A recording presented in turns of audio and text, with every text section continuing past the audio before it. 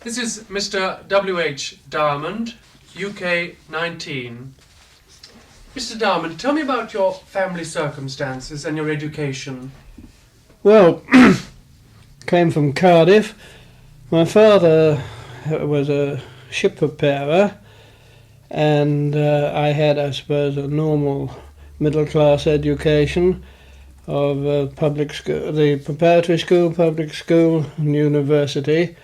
The whole idea had been that I would go into the family ship repairing business.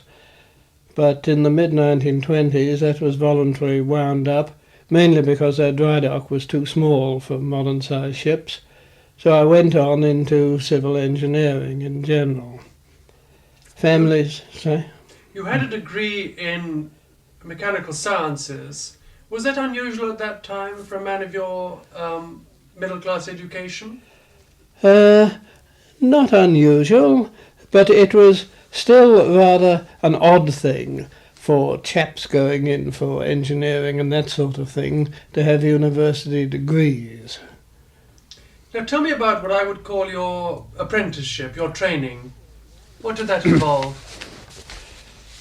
Well, while at the university, I had to do several months in a workshop, which I did in Glasgow, and being always interested in ships, I have a passion for the sea, inherited no doubt. My father was able to get me a number of voyages on tramp steamers, and I did one long trip to South America and back in the engine room of a British liner. She carried 16 engineers, and I was number 16. I also had experience in Germany in the structural works for a while. I think that really wraps it up. Why India? Well, largely force of circumstances. Remember, I graduated in 1931. I was quite lucky. I got a good degree, but jobs then were very, very scarce indeed. In fact, I believe that a number of my year ended up selling ice cream. In spite of their degrees. Now, I was offered two jobs. One was supervising many, many young women perspiring profusely as they knitted silk stockings by machines somewhere in the Midlands. That, frankly, didn't appeal at all. The other one was to go out to India to a firm called Jessup and Company that, frankly, I'd never heard of, and that sounded very much more adventurous. It was not so much the interest in India. I'd always been fond of travel, but that was really an incidental. It was the chance of getting a much more varied engineering experience. Frankly, the thought of sitting somewhere in the Midlands and just going to a factory every day and supervising the work there did not appeal at all. The idea of going out into the wide open spaces and building a bridge or a factory or a road or something, I was 22 and that one really appealed. So I opted for India, and then of course sat down and tried to find out something about the country.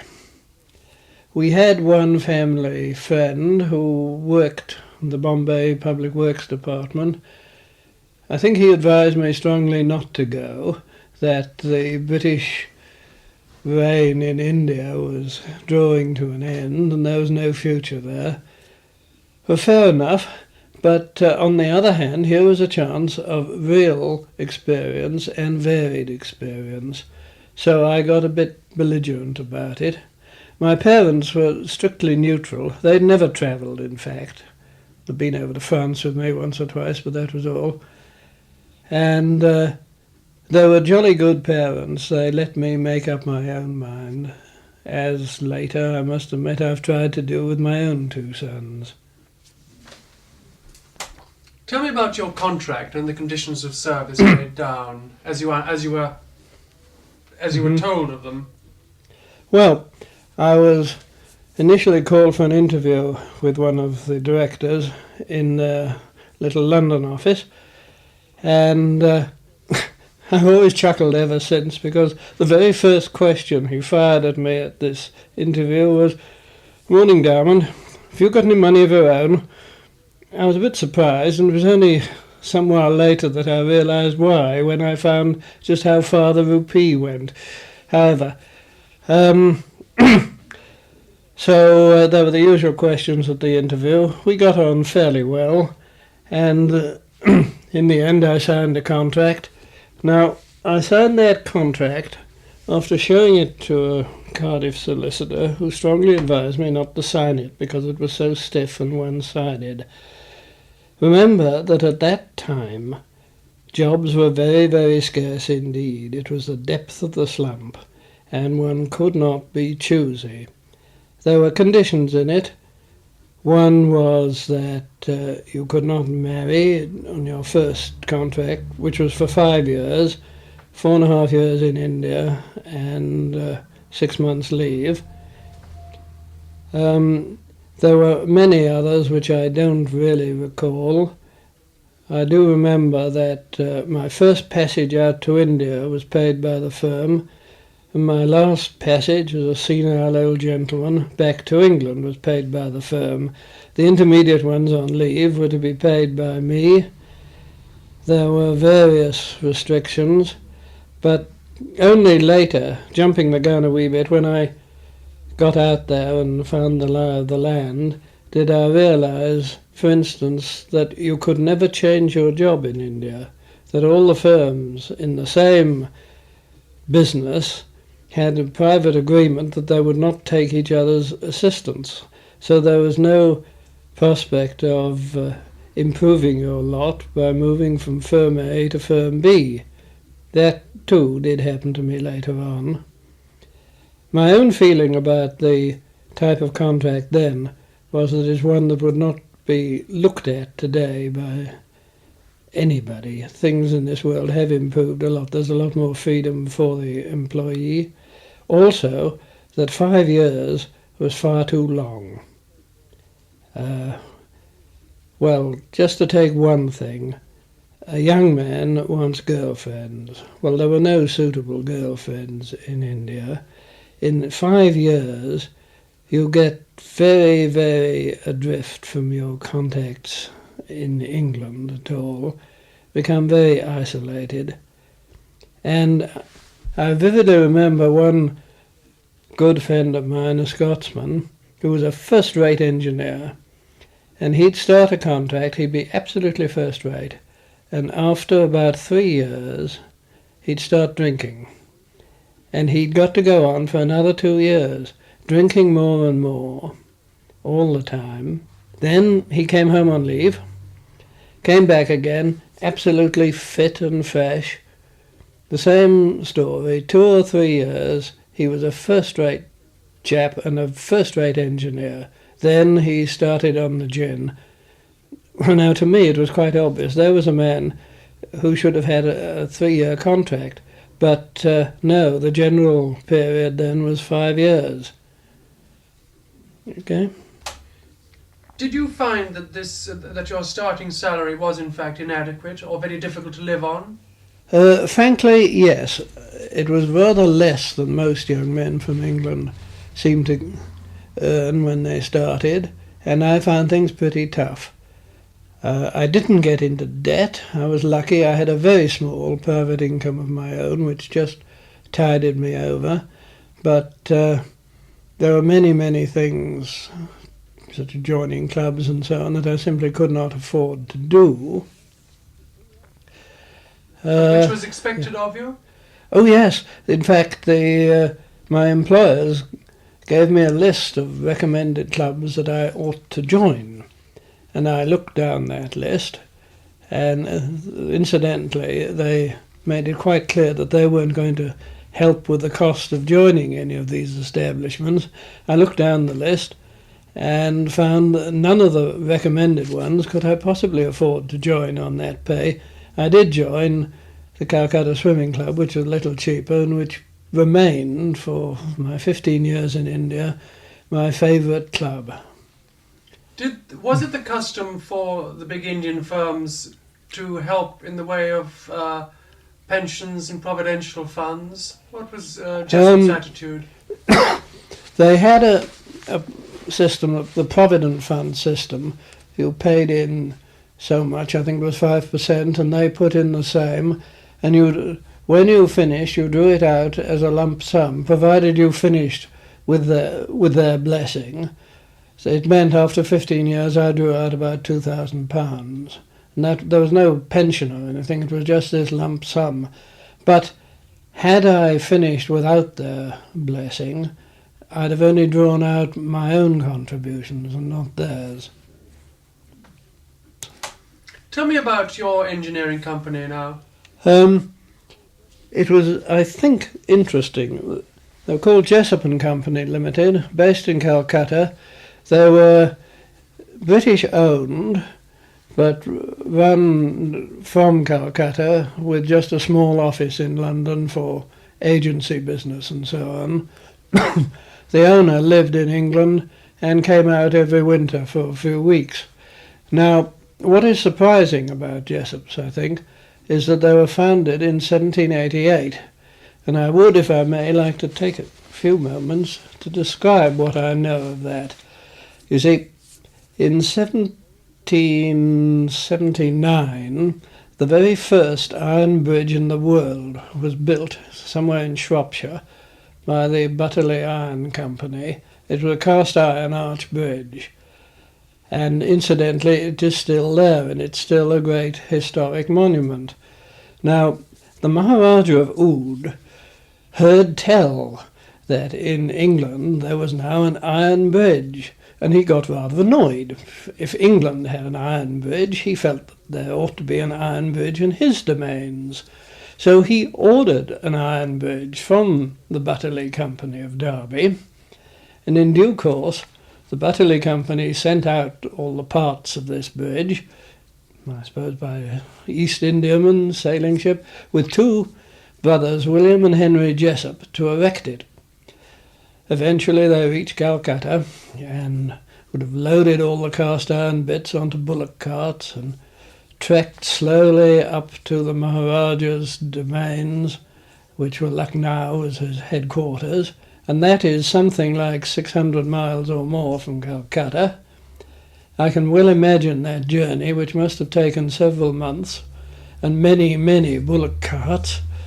Well, they reached the Maharaja, and they prostrated themselves before His Highness, announced that they bought the bridge, and please, where did His Highness require this bridge to be erected? But at that His Highness sat back and scratched his head.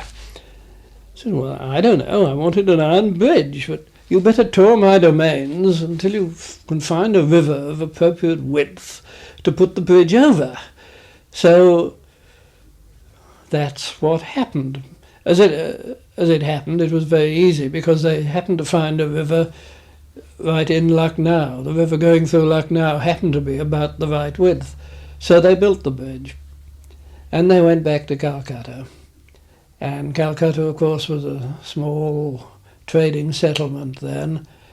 I imagine there's a fair amount of traffic, sailing ship traffic, coming up the river.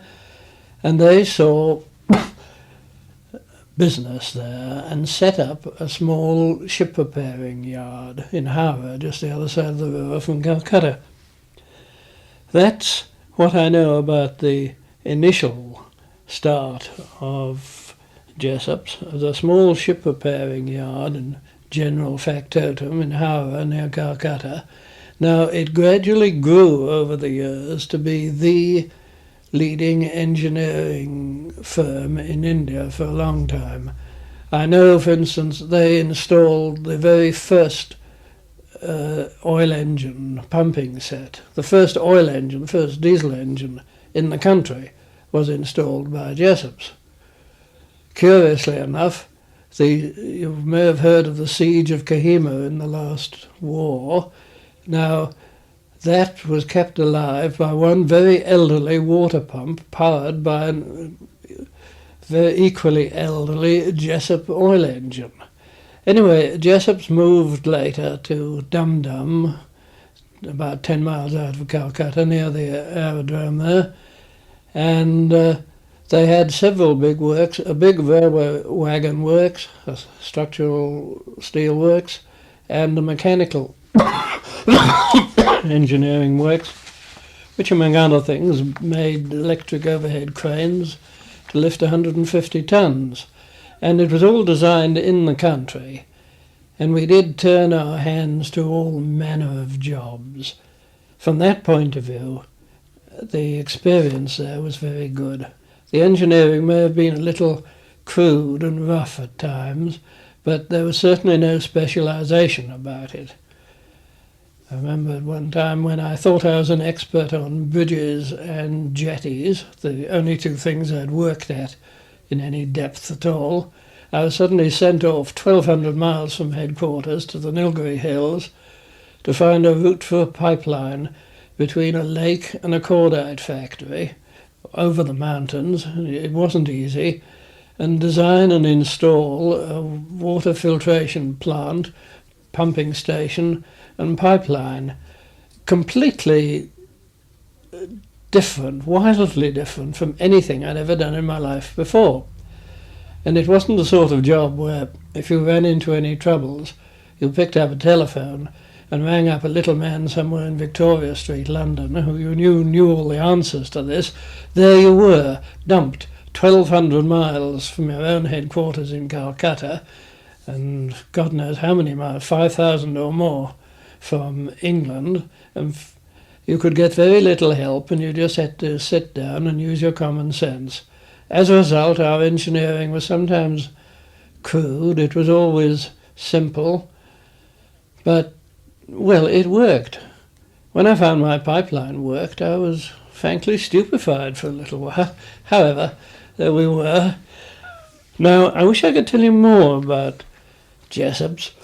How large was it by the time you had come out? Well, each of the three works would employ something of the order of 1,000 men. Then we had another works in Jamshedpur, a bit smaller. Difficult to put a figure, 4,000 to 5,000 employees. I can't remember the turnover. In any case, that would mean nothing now with changes in values of money and so on. But we'd make 1,000 to 1,500 railway wagons a year, probably 20,000 tons of structural steel work, and you can't really value the machinery effectively at all. Can I ask you about European staffing? Yes, we had something of the order of 30 European staff. And is that what I would call on the management level? No, on all levels. For instance, the works, well, the structural works, which I knew best because I managed it myself for quite a while, had about 1,000 workmen. We had about 3 British foremen there, and probably half a dozen Indian or Anglo-Indian, as we called them, Eurasian foremen as well. Now, had the British foremen, had they been recruited in England from, South Wales or this sort of thing? Yes, oh yes, they were advertised for and interviewed and taken on the same as everybody else. There really wasn't quite the distinction between the qualified chartered engineer and the works foreman that there is in England. There wasn't the same hierarchy or the same sharp division at all. After all, we were all friends together. I was very friendly with a wild young Scotsman who was one of my foremen. And no, they were not the hierarchy. I can't say that word. Well, there wasn't the hierarchy there is here, and there was no, or very little, class consciousness as such. When I first met one of the departmental heads, I was stupefied by the heat, and so on, and made some comment about it seemed so odd to be wearing collars and ties and jackets in this weather. He said, "Oh no, people are getting much more free and easy these days. I notice the younger men now no longer wear waistcoats to work." Well, childishly amusing, but not really for the archives, I think. Tell me now about your training now as such. What was your first employment for Jessops? Ah, well, they first of all put me in the drawing office. I was number 2 there, and of course most of the Indian draftsmen knew at Downside more than I did. I was straight out of the egg, straight from the university, with no drawing office experience whatever. And I worked there very hard for quite a while, and I had been told at my interview in London that I'd get a very varied experience, and obviously I wanted to get professional qualifications as a member of the Institution of Civil Engineers and all that. And after I'd been out there about 18 months, I learnt that they considered I'd been very successful in the drawing office, and I was to spend the rest of my 5-year contract in the drawing office. Now that made me absolutely livid, because for one thing it meant I could not get my qualifications, not having had the experience, and for another I wanted to get out into the wide open spaces of India and not spend all my time in a Calcutta drawing office. So with the exuberance of youth, I fired in an immediate letter of resignation, which caused no end of a stir. First of all, I was summoned by the owner of the firm, happened to be out in Calcutta at that time, and we had quite a set to.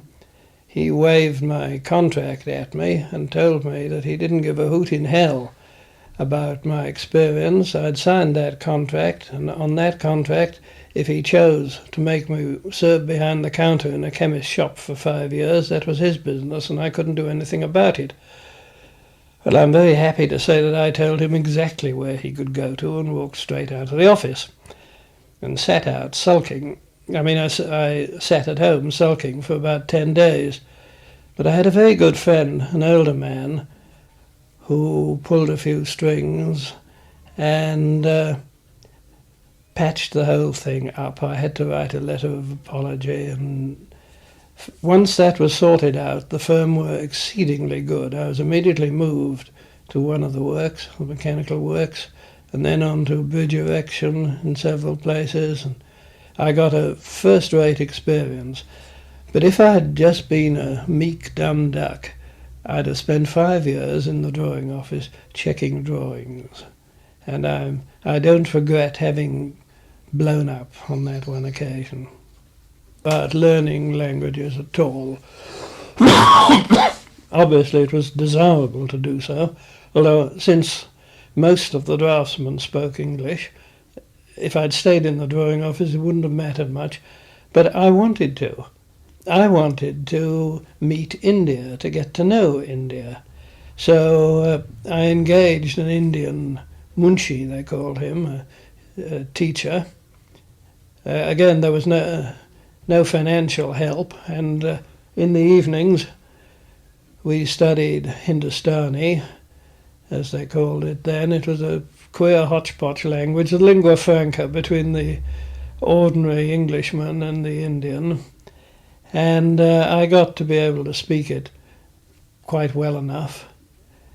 May I go on for a moment on languages generally? Firstly, it staggered me in the drawing office to see drawings produced with all the important notes and everything written in English and sent out to our works, where a Bengali template maker would seize them, and he would have to read the English. And remember, Bengali script is not written like the English language is. It's a very, very difficult thing for an only partly educated Indian to be able to read in English. Well, I suggested several times that all the really important notes on the drawings ought to be duplicated in Bengali. So I'm afraid my superiors looked on that as a most eccentric suggestion. I had a few experiences with language problems. I vividly remember once sitting in my office with 2 Indians in front of me. It was some business deal, I forget what. One came from the south, and he spoke no Hindustani, but he came, I think, from Pondicherry, which in those days was a French settlement, and he spoke quite good French. The other one came from somewhere in the northwest, and he had no English. Neither of them had any English, but he spoke Hindustani. And they were wanting to communicate between the pair of them, and I found myself cast for the role of interpreter between Hindustani and French for a solid afternoon. I think the most exhausting afternoon I've ever known in my life. The other story, I was down in the south, in the Nilgiri Hills, on this pipeline I mentioned earlier, and I had a small squad of Indian workmen. I was doing the survey at the time. One of them spoke English quite well, and another had a faint smattering of Hindustani. The others spoke Tamil, I think, which I didn't speak, and communications were a little difficult. Well, in the fullness of time, I had to send for an assistant engineer, and they sent me down a Bengali assistant who was even more lost there than I was. It was really rather surprising. He was so helpless in the south of India. The food, the accommodation, everything was foreign to him. And the thing that I hadn't bargained for was his language problem. In the end, he had to take the one English-speaking workman into his squad and leave me with the one who had a few words of Hindustani as being the only way he could get over it. Yes? Can you tell me, give me one or two examples of the structure within your company, staff structure? Well, I found it rather different from what I found in England. There seemed to be, we were all very, very keen on our jobs. That was for sure. And there didn't seem to be much competition. There was no looking sideways at the other fellow. Then there wasn't much hierarchical structure about it. You see, a man would go on leave, he might be manager of a works or some big department, and somebody had to replace him and act for him for the 6 months that he was away, and then perhaps go back to the job he was in before. One found oneself doing all sorts of extraordinary jobs in that way. When I was 26, I was works manager of a works with 1,000 workmen, which was quite an experience. And remarkable to relate, the works survived. Now,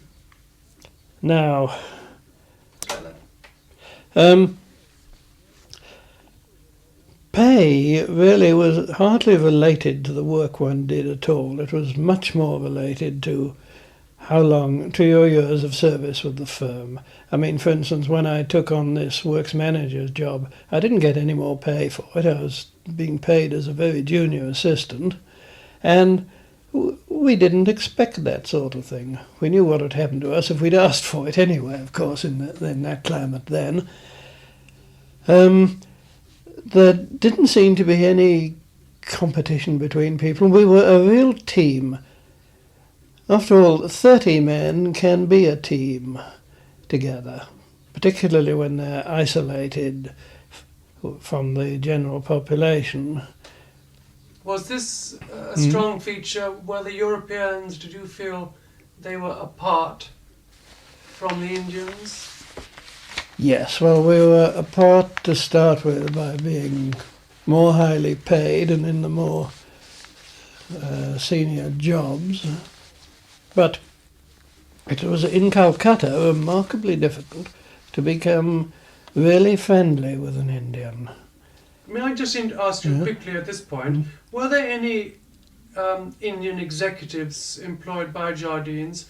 In other words, Jessops, you mean? By Jessops. Yes. In other words, to what extent had Indianization come in the firm? There was only one. He was the nephew of a former Indian High Commissioner in London, British educated, an extremely nice young man, quite competent, nothing to write home. I mean, not brilliant in any way, but a very competent, pleasant person who fitted in. He had a delightful family. He, of course, I was very friendly with. The fact that he was an outstandingly brilliant tennis player was in his favour too. But I made very few real personal friends. One man who was a senior man in the engineering college at Sibpur over the other side of the river, I got very friendly with. He was the same type. But I had one or two very unhappy experiences. There was one Muslim doctor I met during the war, met him 2 or 3 times, and we got friendly. He came to the house, and I thought, at last I've broken through. We've got a real friend. He invited us to his house. Of course, his wife was behind a screen there, but that I'd expected. And then it all came out eventually. He'd put in for a job at the local hospital, an important job, and the man who had the final say in this, an Englishman, was a man whom I knew only moderately well. And it was one of the saddest lessons I've ever had in my life. I realised that all this was to get me to put in a word for this chap to get that job. It was all because I knew the man in influence. I did make Indian friends up country. I made a very good friend in the Nilgiri Hills. We used to go out long walks together. We even had a long discussion one day in the hotel veranda about colour, the colour problem, when we laid our forearms alongside each other. And it was quite obvious that the darker race there was me, not the Indian at all. I was intensely sunburnt at the time, being out all day. He came from the northwest, where people tend to be a bit paler anyway. And that little exercise to me finished the colour question for good and all. Now, did you... there were real obstacles to prevent one getting really friendly with Indians. Sometimes I would meet a man a few times and feel here is a potential friend, but I'd feel a reserve all the time. For a long time I thought it was shyness and diffidence on his part. I imagined in my idiocy that any Indian would be only too flattered to be friendly with a real, genuine white Englishman. In fact, later I learnt that it was rather the other way around, that his Indian friends would have strongly disapproved of his becoming too friendly with a white man, in the same way that collaborators in the occupation of Europe would have been disapproved of by their friends. But of course, at that time, we didn't see it that way at all. Yeah? Did this attitude change after independence? Well, I left the country at that time. My leaving India had absolutely nothing to do with Indian independence. I can't be too emphatic on that point, but I imagine it did. But now, you've talked about the Indian reactions to the British. Tell me something about the British reactions to the Indians. Was there a strong British and India group attitude? Oh, very strong among the commercial community, certainly. And Calcutta was, of course, primarily commercial. There was a certain, almost a contempt. I remember people telling me of all the defects of the Indians, how they hadn't got the initiative, the courage to take decisions and so on, and generally they were an inferior race. It was quite right that we should be there. Now, I tried to point out to these folk that the so-called deficiencies in the Indian character, in fact, were the deficiencies which would develop in any nation's character if they'd been occupied and ruled by another race for 2 centuries, as these folk had. It wasn't a very popular line, mine. I was always very much in favour of Indian independence and pro-Indian, and of course the British community had a strong, I suppose it was a public school spirit of conformity, and we must all rally round together. And here was one rat suggesting that all was not perfect in the British circle, and all was not weakness and incompetence among the Indians.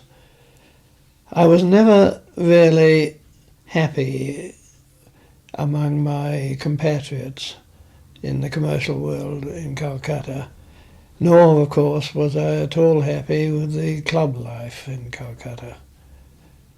Did you find that very exclusive or restrictive? Well, there were quite a number of clubs severely restricted to Europeans. And somehow to me that seemed very odd in India to have clubs that Indians didn't belong to. The climax, I think, to me came when the All India Golf Championship was held in Calcutta at the Royal Calcutta Golf Club, and by some odd freak, the final was to be played there, and by some odd freak an Indian got into the final. But an Indian was not admitted to the Royal Calcutta Golf Club, so they had to pass a special resolution to admit him temporarily to enable him to play off the final of the golf championship. And I was very, very sorry indeed that he didn't win the golf championship. It would have done a lot of them a lot of good. But to what extent could you stick your neck out on things like talking about independence? Well, but in practice, yes, I did, I'm afraid. Well, I'm not afraid, I'm proud of it now. I supported Indian independence quite strongly. And in the days when it was all being sorted out and all the conditions of it and so on being sorted out by government, we had a political organisation there, the European Association, which everybody belonged to. Now remember, we had a big meeting and a number of sage, grey-haired old gentlemen got up and talked about how the government was being told there must be safeguards for this, and our commercial interests must be looked after in various ways, and restrictions on that and so on and so forth. And afterwards I got up at the meeting and made a little speech in which I said I'd listened to all this talk about safeguards. I said, gentlemen, the only safeguard that is worth a damn is goodwill, and that's the one thing you have not got. How many of you have got Indians on your boards of directors?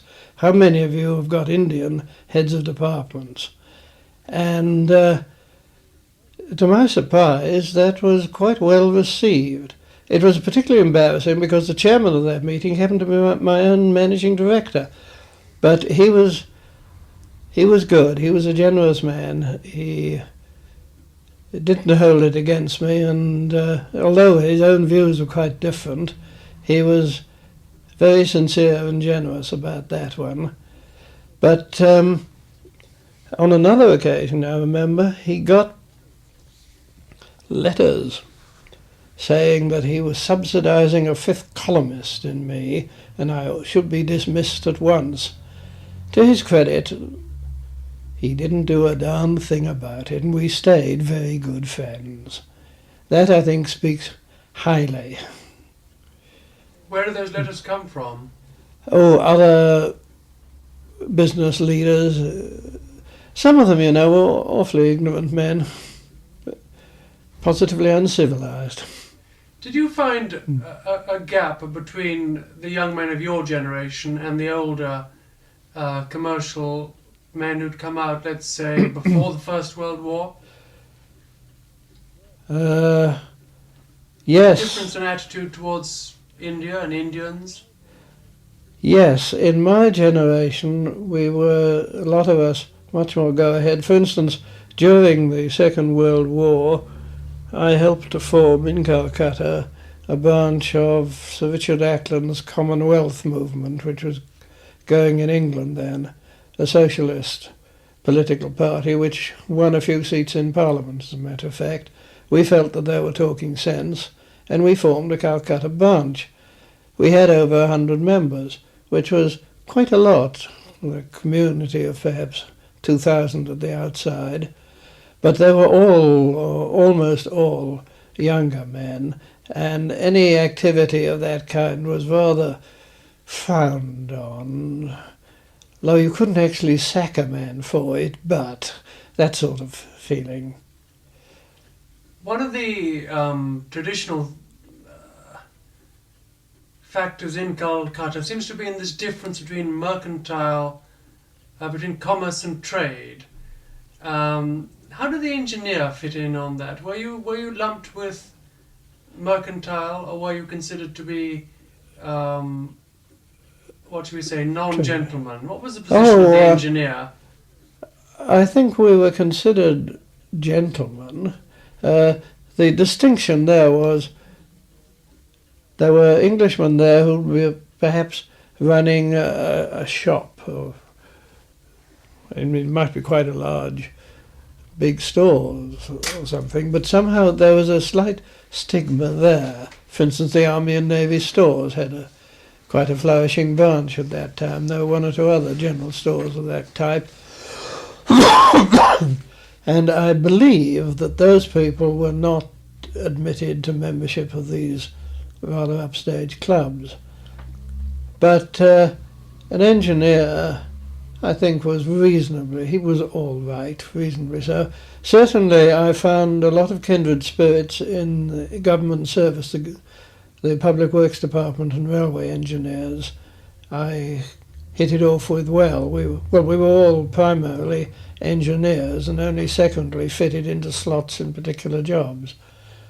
The same, of course, would apply to doctors or lawyers or any other profession. On the subject of relations, the Memsahib has traditionally been blamed for coming between the Sahib and the land and the Indians. Do you feel she was responsible for creating a barrier, or was it simply hidebound tradition? No, I don't go along with that. The Memsahib did create quite a lot of damage and a lot of fun too. It would have been a very dull life without her. The one story I do vividly recollect in Jessop's, we had out in Dum Dum at our works a small group of about half a dozen bungalows occupied by the British staff there, and they, in the hot weather, their wives would go up to the hills and the men would stay there, and they were all working together as a happy team.